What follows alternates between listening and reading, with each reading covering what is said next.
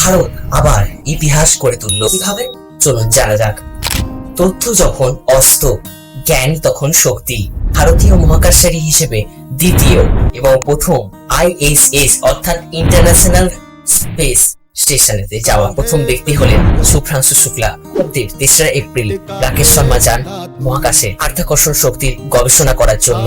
প্রায় 41 বছর পর আবার যান শুভ্রাংশু শুক্লা। তবে তার উদ্দেশ্যটা এবারে মাধ্যাকর্ষণ শক্তির গবেষণা নয়, এবার উদ্দেশ্যটা হলো হিউম্যান সাইকোলজি আর বায়োলজি, মনুষ্য শরীর সম্বন্ধে, তারপর লাইফ সায়েন্সেস, বিভিন্ন পরিবেশ সম্বন্ধে, অর্থাৎ কিভাবে একটি কোষ বা অর্গান জিরো গ্র্যাভিটিতে কিভাবে কাজ করে, মেটেরিয়াল সায়েন্সেস মানে কিভাবে 3D প্রিন্টেড মেটেরিয়ালস, বিভিন্ন ন্যানো মেটেরিয়ালস জিরো গ্র্যাভিটিতে কিরকম বিহেভ করে, আর্থ অবজার্ভিং অর্থাৎ কিভাবে এনভায়রনমেন্টাল অবস্থা প্রভৃতিকে মনিটরিং করে, স্পেস টেকনোলজি, নিউরোসায়েন্স এটসেট্রা। 60টি রিসার্চ এই 4 জন ক্রিউ মেম্বার করবে 14 দিনের মধ্যে।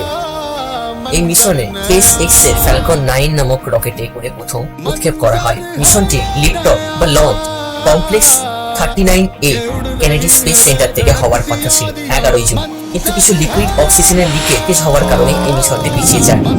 আবার 2 সপ্তাহ পর 25 জুন আবার এই লিফটঅফটি হয়। 14 দিনের গবেষণা কার্য সম্পূর্ণ হওয়ার পর তিনি আবার ফিরে আসবেন পৃথিবীতে। শুভ্রাংশুর সঙ্গে আরো 3 জন এই মিশনটি সংযুক্ত হবেন।